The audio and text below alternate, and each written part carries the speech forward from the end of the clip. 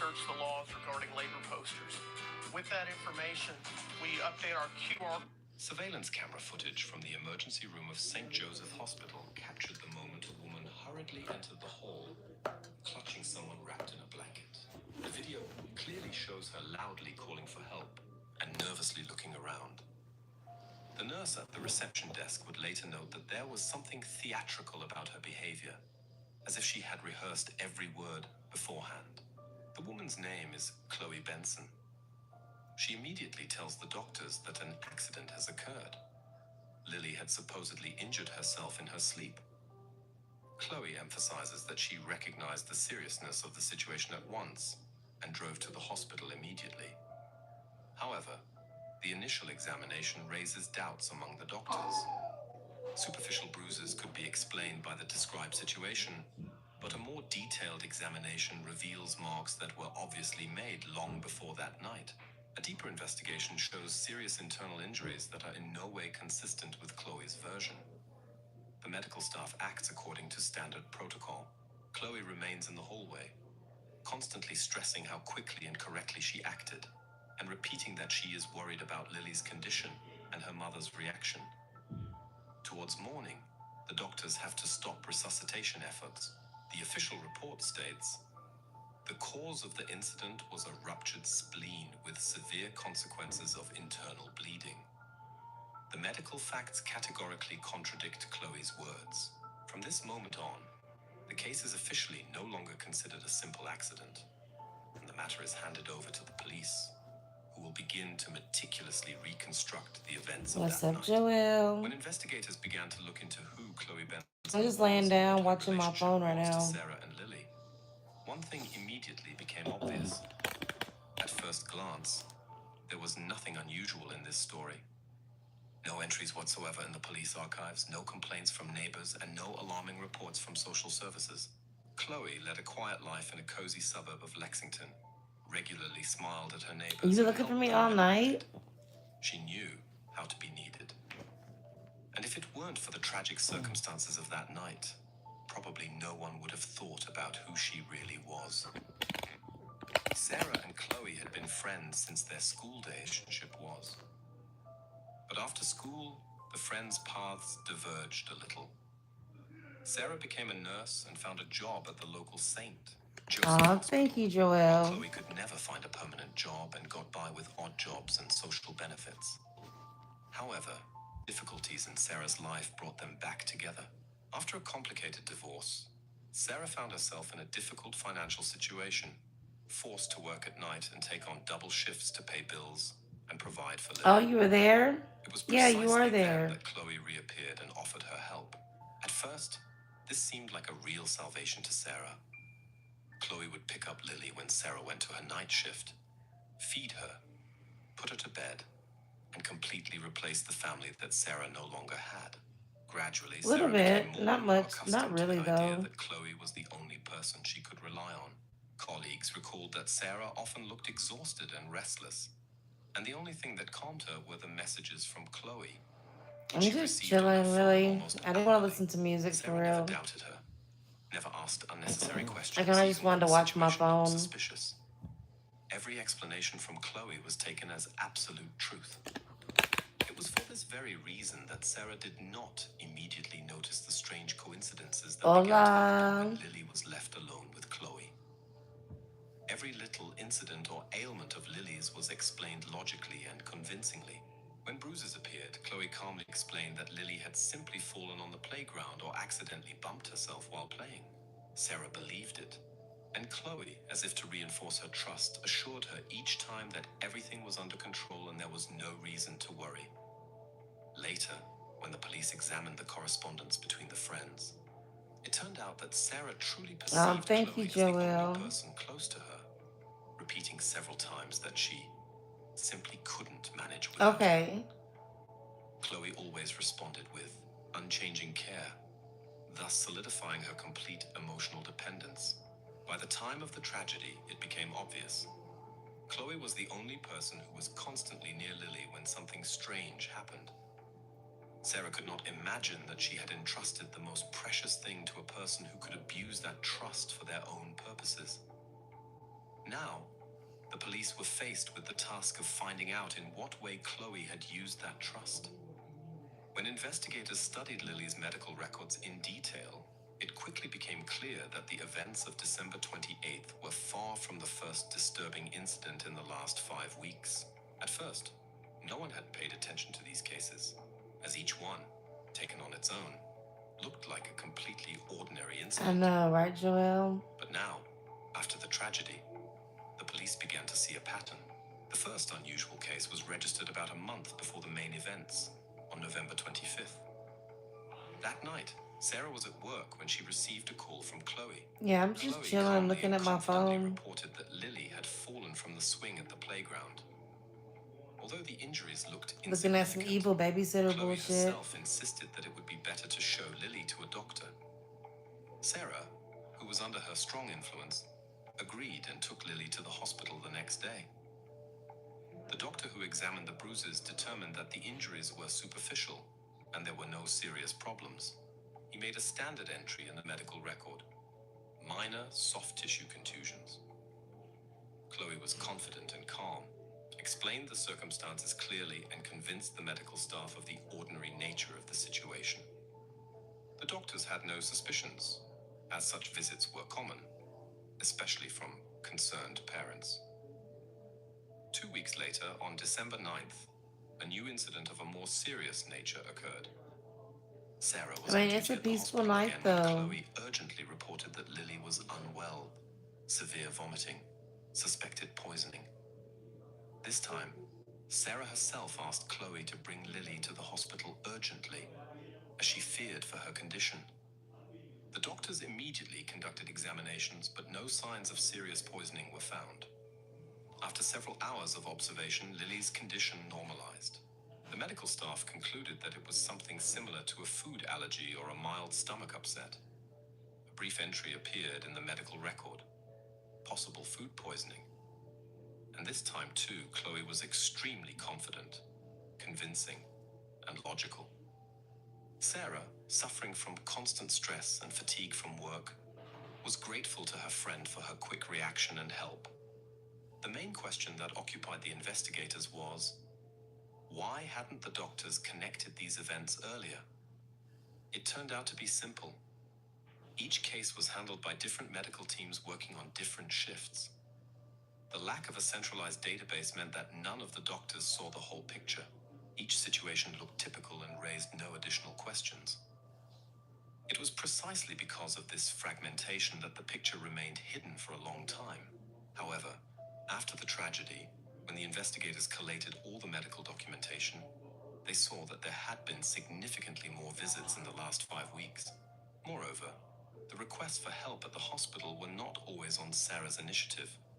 Often it was Chloe who insisted, demonstrating increased care and concern for Lily's health. The doctors perceived this persistence as an expression of normal anxiety from an adult responsible for someone else's child, and saw no reason for doubt. But the investigators paid attention to the most important connecting factor of all the incidents. Every episode happened in Sarah's absence, when only her close family friend remained with Lily. Sarah, who was at work, relied completely on Chloe's words and never asked unnecessary questions, considering her explanations to be the only truth. Thus, what initially looked like a chain of ordinary domestic accidents turned into an obvious pattern pointing to a specific person. The investigators noted in the protocol that in all cases where medical help was sought, the only adult controlling the situation was Chloe Benson. Now the police had their first lead. All roads led to Chloe. Early on the morning of December 30th, investigators received the preliminary report from the forensic medical examination. 2 days after the tragedy, the police finally had a clear medical opinion, on the basis of which they could proceed to concrete investigative actions. The examination was conducted by Dr. David Clark, a senior forensic medical examiner with many years of experience. In his report, he first pointed out that the nature of the injuries to Lily's internal organs was not consistent with the version of a fall from a low height described by Chloe.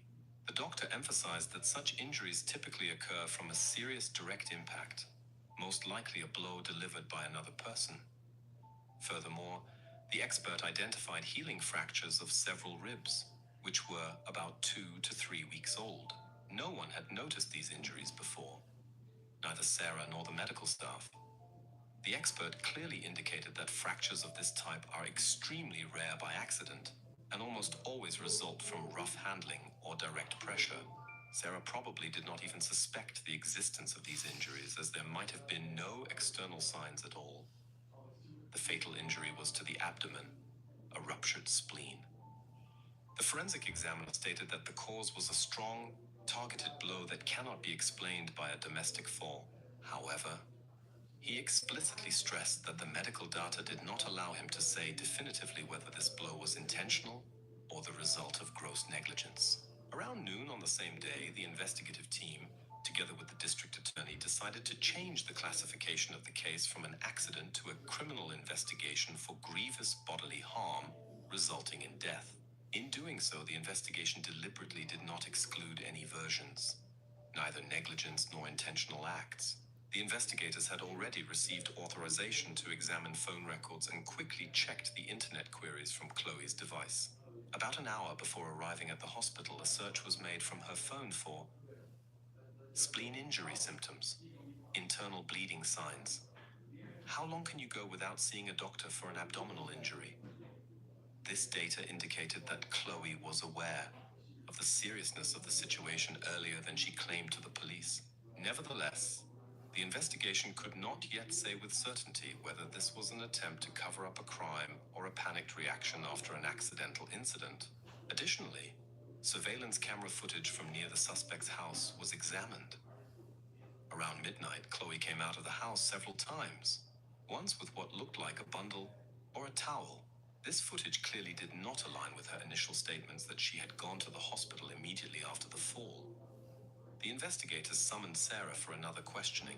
When she learned of the report, Sarah reacted emotionally and for a long time refused to believe that Chloe could have harmed Lily. But when the detectives calmly presented her with the medical facts, Sarah gradually began to realize the full seriousness of the situation and understood how little she knew about what was happening in her own home. After the reclassification of the case, the police re-examined the previous hospital visits. It became obvious that the old medical episodes could be directly related to the injuries found by the experts. However, Chloe had been so convincing and calm during each visit that no suspicion arose among the medical staff. Now, every detail, the correspondence, phone conversations, and the suspect's behavior took on a new meaning. The investigation was waiting for the results of additional expert examinations to get a complete picture of the incident and to establish the exact circumstances of each episode. The expert report from December 30th allowed the investigators to officially move from assumptions to a criminal investigation.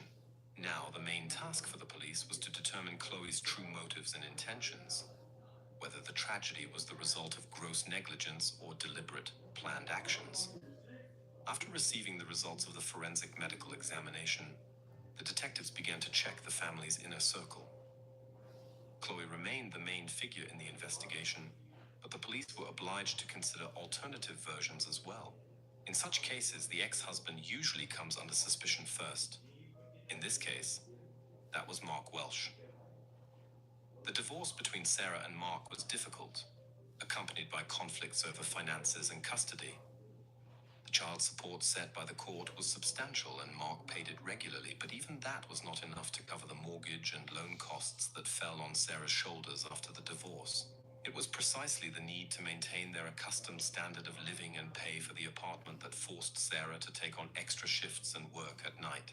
This detail explained to the investigators why Sarah was under constant financial and emotional pressure, despite the significant child support. In addition to financial issues, there was personal animosity between the ex-spouses, which often manifested in short and emotional conversations. The investigators examined Mark's correspondence and phone calls to find any signs of conflict immediately before the incident. The last contact took place a few days before the tragedy and was formal, without threats or aggression. Additionally, the detectives checked the data on Mark's whereabouts on the night of the tragedy. According According to testimony from colleagues, Mark was on a business trip in Chicago, but the investigators were obliged to verify this. They requested the GPS tracker data from his company car, corporate credit card statements, and phone records. The GPS data fully confirmed that the car had left Louisville on the morning of December 26th and was in the Chicago, Illinois area until the evening of December 29th. The corporate card records showed a car refueling in a Chicago suburb on the evening of December 27th, at the exact moment Chloe was taking Lily to the hospital in Lexington. The phone records also showed that Mark's phone was within the range of Chicago cell towers on the night of the tragedy. He did not call Sarah or Chloe, nor did he contact anyone from their circle of acquaintances related to the case. The investigation additionally examined Mark's correspondence and social media activity, but no connections to Chloe were found during this period.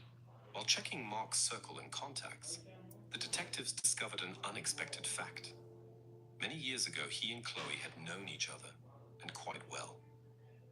They had studied together in college, and for a time there was a romantic relationship between them. This information was confirmed by several mutual acquaintances. Nevertheless, a careful check showed that after Mark's marriage to Sarah, there were no more contacts with Chloe. Their paths had completely diverged, and the detectives found not even indirect evidence of communication or interaction between them in recent years. Thus, after checking all available evidence, Mark's alibi was fully confirmed.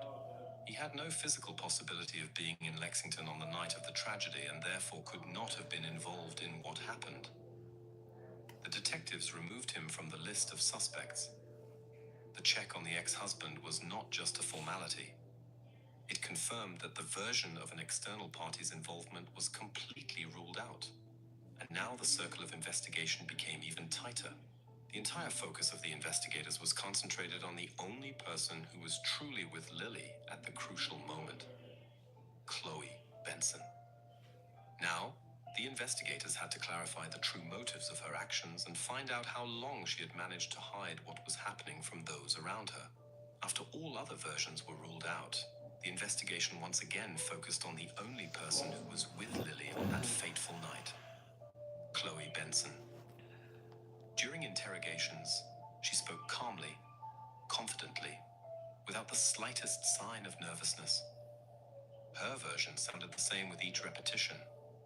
Lily had been sleeping in the guest room, fell out of bed in her sleep, and injured her abdomen in the process.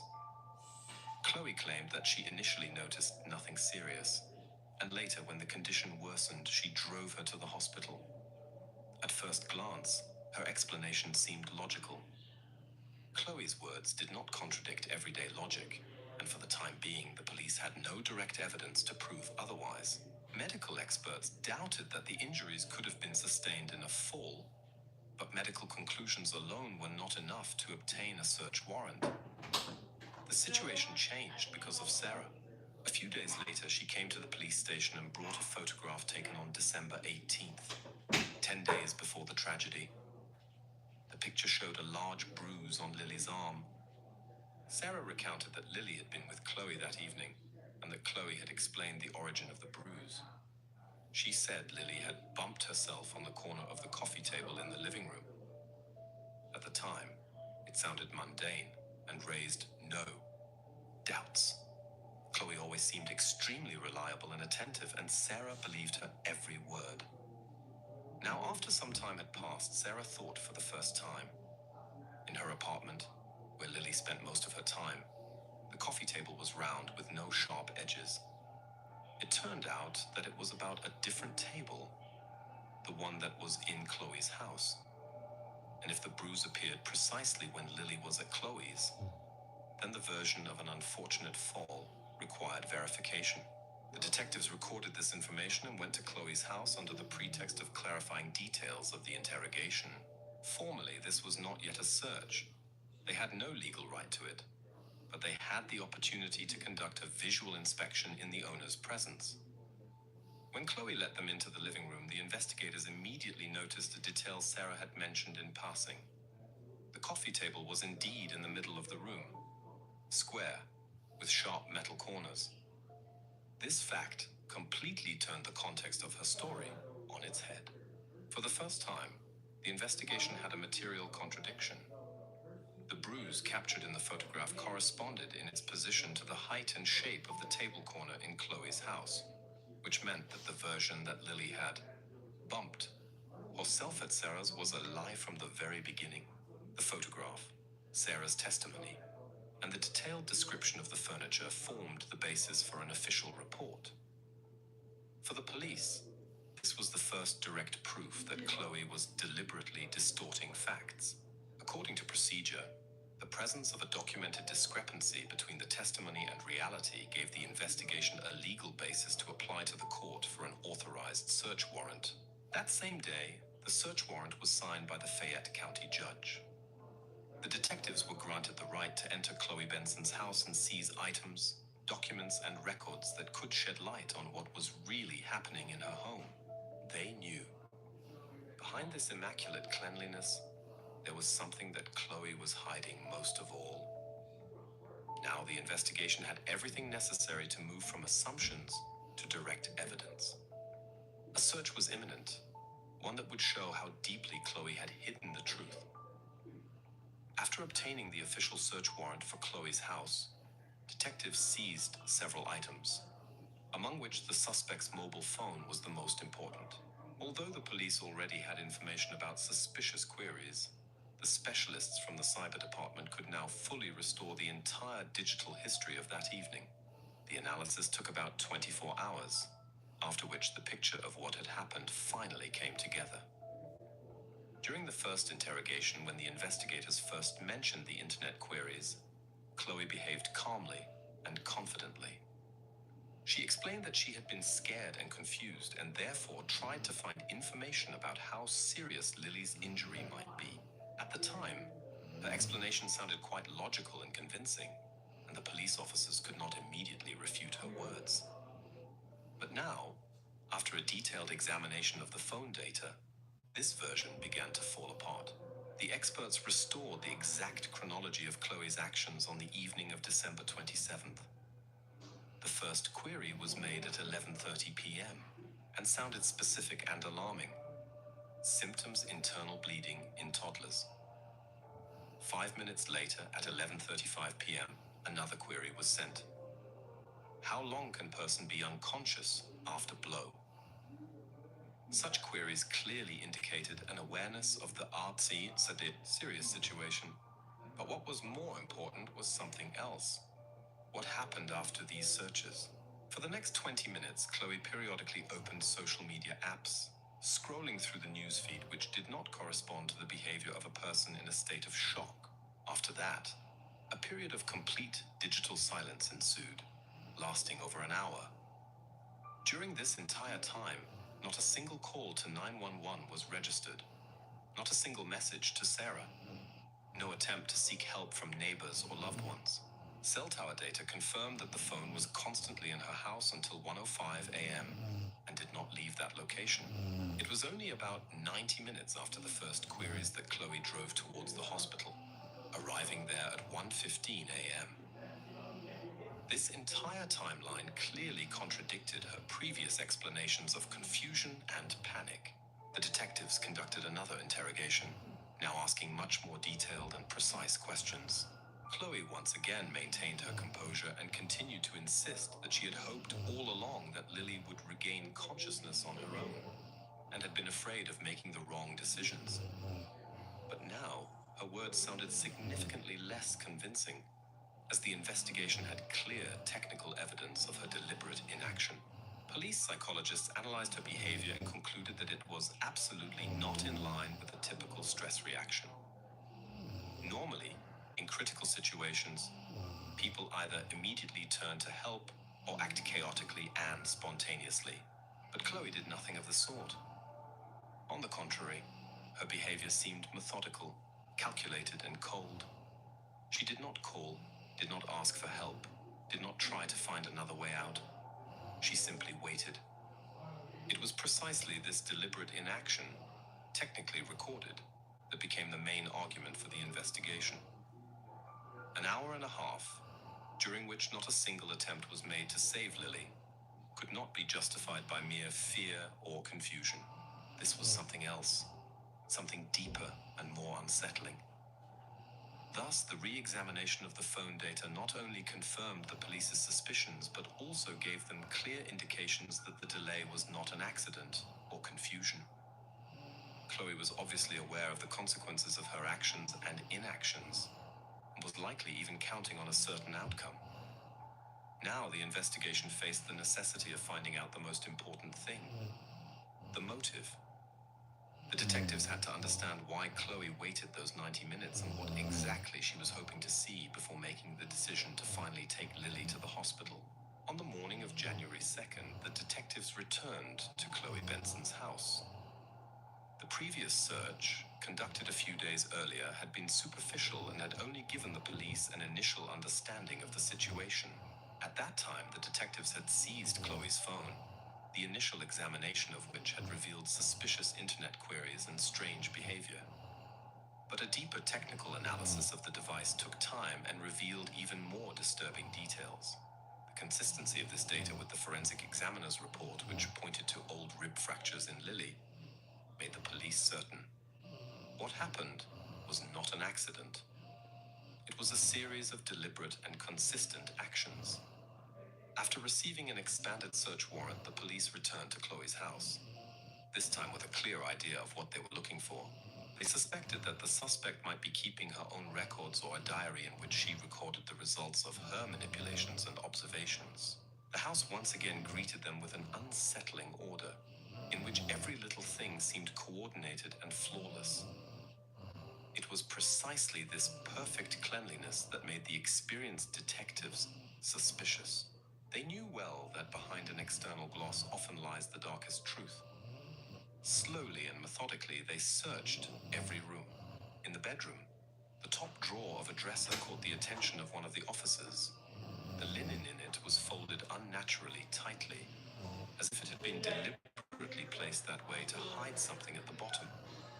After carefully removing the stack of ironed sheets, the detective discovered